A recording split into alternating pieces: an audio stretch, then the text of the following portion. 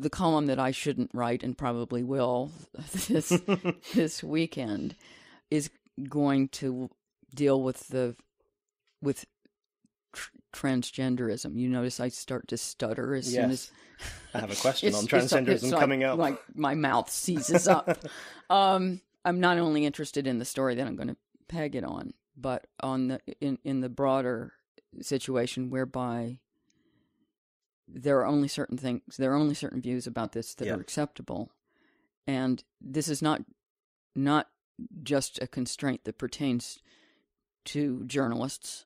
It pertains to everybody. Yeah. And what horrifies me is how rapidly the entire society embraced or seemed to embrace an enthusiasm for this movement, and only certain things are permissible to say, and that's all that gets said. I mean, it's just you can't question it at all. Yeah. It's just the most wonderful thing that's ever happened, and there should be more of it. Yeah. And that's it. That's and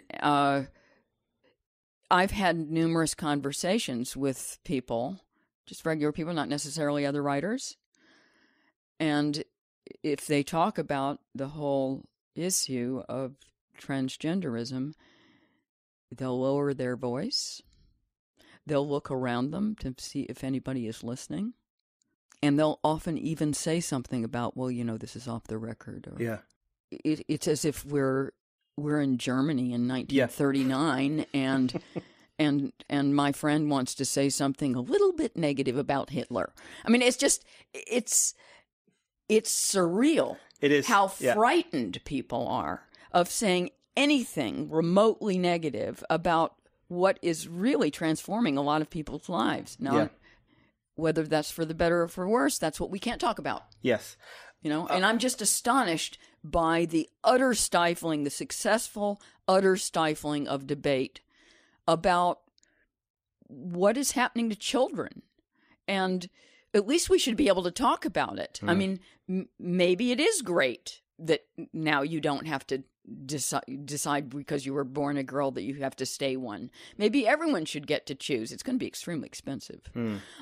But let's talk about it first. And we have signally skipped this conversation. And anybody who tries to conduct it, who pushes back a tiny bit, is totally denounced and jumped on. That's why I shouldn't write the column. That's why you should write it, right. Because my view is that if you are not allowed to speak about something in the way that you describe, and I think that's exactly right, the way you describe it, that suggests it's probably something people should speak about. I come from a Catholic background years and years and years and years ago, and to me it reminds me of, it's like if you deny that a man can become a woman now, it's similar to if you denied when you were a Catholic that the bread in church becomes the body of Christ. So transgenderism is now the same as transubstantiation in terms of what you're allowed to say and what you're not allowed to say. And there is that kind of religious ethos around it. I don't understand going in the opposite direction. And by the way, I've argued the same thing in relation to gender. Yes. I'm not interested in, I'm just not interested in being female, frankly. It bores me. I didn't choose it. It has a lot of disadvantages. Most of them are physical. Right. A few of them are social. I'd like the social stuff to go away. Right. Okay. But that's kind of the end. I don't care about being female, and I don't like being forced to care. It's not, I refuse to make it one of the primary aspects of my identity. Yeah. And the whole movement is in the opposite direction. Yes. That now we're supposed to fix ourselves on this strict continuum of gender identity, which I have also written about, is completely dependent on stereotypes. Yeah, absolutely. Right? And actually that's one of my primary objections to this embrace of the transgender movement, because when people, if a man transitioning into a woman tells me that he feels like a woman, I don't know what he's talking about. But it's really striking, because what I think we seem to be living through at the moment is the rehabilitation of the racial imagination, so that the thing that we thought had been defeated, particularly in the post-war era, when it really became unsustainable to hold on to those early 20th century racial ideas, we thought we had done away with the racial imagination, but now it's coming back through the politics of identity, which encourages us almost to be myopically racial in how we approach people, and to engage with people depending on their background and their skin color, and to think about that all the time.